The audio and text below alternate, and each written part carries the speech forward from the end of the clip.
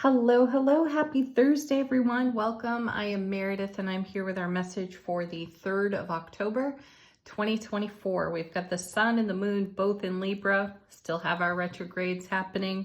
We've just had a new moon and a solar eclipse yesterday. So how did that go for all of you? What's shifting, what's changing, growing, metamorphosizing right here, right now in front of you? We've got bonfire on the table. We're tuning into the energy atmosphere, of course. And our first card today, what's on offer to us? Naturally, it's the Two of Swords. Well, a choice, a decision to be made, intuitively speaking. And goodness, we've been talking about our intuition for days, haven't we? We've been encouraged and inspired time and time again to come back to the truth, the wisdom, and the guidance of our intuitive blessings. And if you haven't gotten the message by now, well, you're likely having evidence of what it feels like to have not listened or taken heed of the guidance offered to you from your intuitive gifts. Regardless of that, though, there's still a choice to be made. And my feeling here, or choices to be made, rather. It's not just one for all of us.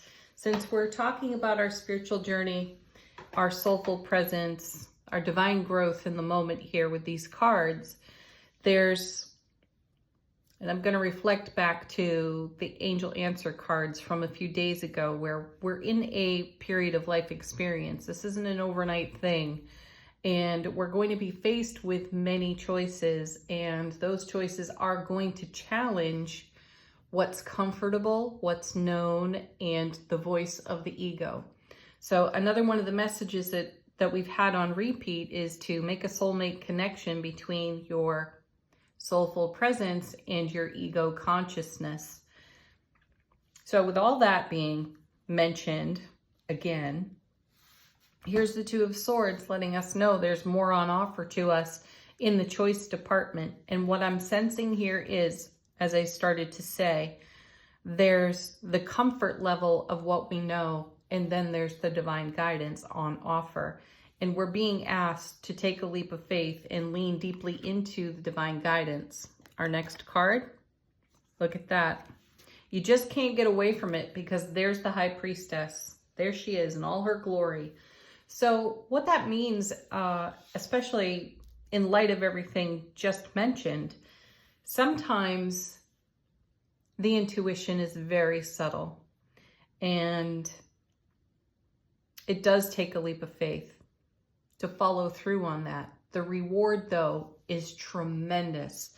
So these two cards are great encouragement for you to lean as deeply into your intuition as possible, no matter how uncomfortable that guidance might stimulate you to become, right? And then there's the knee-jerk reaction to go to what's familiar. So let's all temper that a bit if we're able, and take the leap of faith, because my sense is the evidence and the reward is already showing itself, right? We have experience with what it feels like to follow through on that inner voice. So even if it's fleeting, it's worthwhile. Oh, seriously, right? And there is tarot card evidence for you, because now we have the Four of Wands right in the middle of the reading. You know that this is one of the happiest cards in the minor arcana. This is a very stable foundation where we celebrate our motivation, ambition, our passion, and our get up and go, our stick-to-itiveness to whatever is in front of us and whatever we are investing in. This is a celebration of our lives.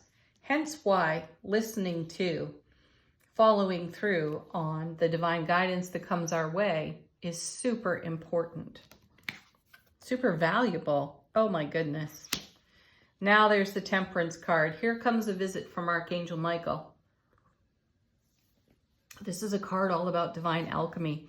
So there are energies on offer to us that are rare and uncommon, as we've been talking about, from the eclipse energies, from this asteroid hanging out by the moon, right? Manifestation ability is powerful and so rewarding and so swift in the now. So allow the divine alchemy to do its part and take advantage of every intuitive opportunity in front of you. Next we have, look at this, Wheel of Fortune. Coming back again, I think it's the second time this week. This is the divine delivery system, and it's coming through rare and uncommon energies, as we're just talking about with the asteroid, the manifestation, the energy atmosphere, the rare and uncommon energies from the eclipses. This is some serious business here. Make the very most of all of this energy. Let's see what's on the bottom of the deck. What's going on behind the scenes? First card, Seven of Cups. Look through the third eye of your heart when making choice and decision. What a perfect card to have here. Remember that sevens are all about heaven touching earth for us. And here we are over here with the Two of Swords, making a choice, making a decision. And then on the Seven of Cups from the underside of the deck, we are spoiled for choice. There's a lot of option on offer to us, and some of us may not know which way to turn. Again, this is why the intuition is super valuable to us in the now moments. Now, we have a heart in the third eye here. This is a reminder to follow your heart and be in your authenticity. And some of these other choices that are on offer to you in the moment, they're not necessarily going to float away. You just have to choose, again, through your heart space energy, through your third eye energy, third eye awareness rather, and allow divine alchemy through temperance and Archangel Michael's energy to bring these other options to you at a time that meets your highest and greatest opportunities. Whoa, yeah. And look at this. See, this is what happens when we lean into the ego voice, to the known and the comfortable, or into a position where we make no decision at all. The universe will make one for us because there's the Tower. And this one brings the shock and the awe. So do you want to orchestrate the shock, the awe, the surprise, the delight? Absolutely. Don't leave it up to the universe. You know, be a co-pilot, be a co-participant in everything that's in evolution for you right now. Next. Yes, truth, authenticity. There's the Ace of Swords. Brilliant clarity and everlasting strength. My feeling here is the brilliant clarity comes in the leap of faith, especially seeing this particular ace.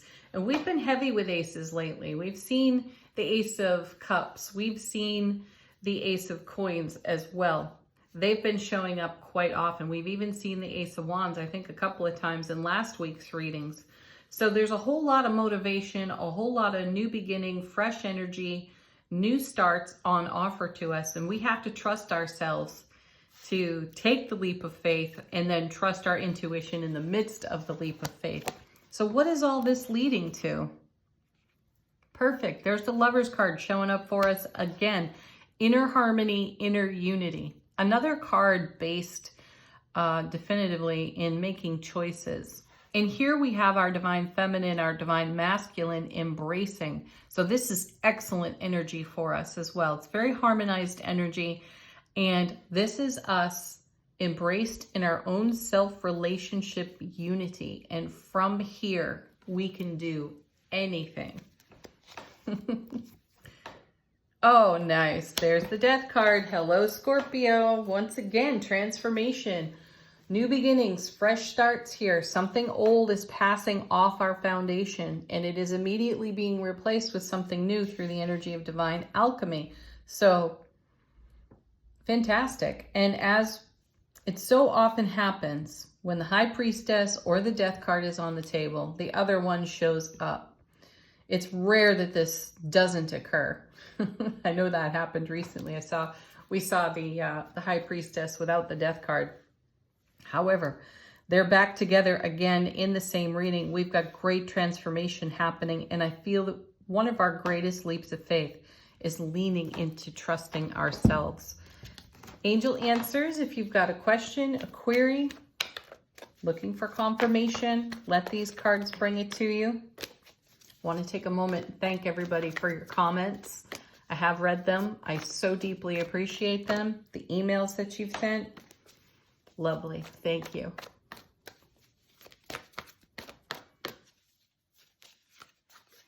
This one again, beautiful, remain positive, and why not?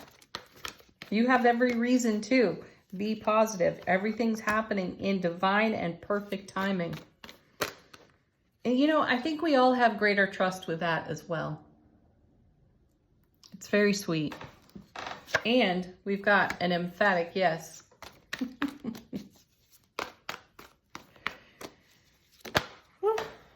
Alrighty. I love seeing this card too, and it's another one that's been coming out a lot lately. Don't stop. Don't quit now. Does not matter what the physical evidence is in the now moment. It's really what's in the etheric evidence that we're leaning into, taking a leap of faith with, and trusting.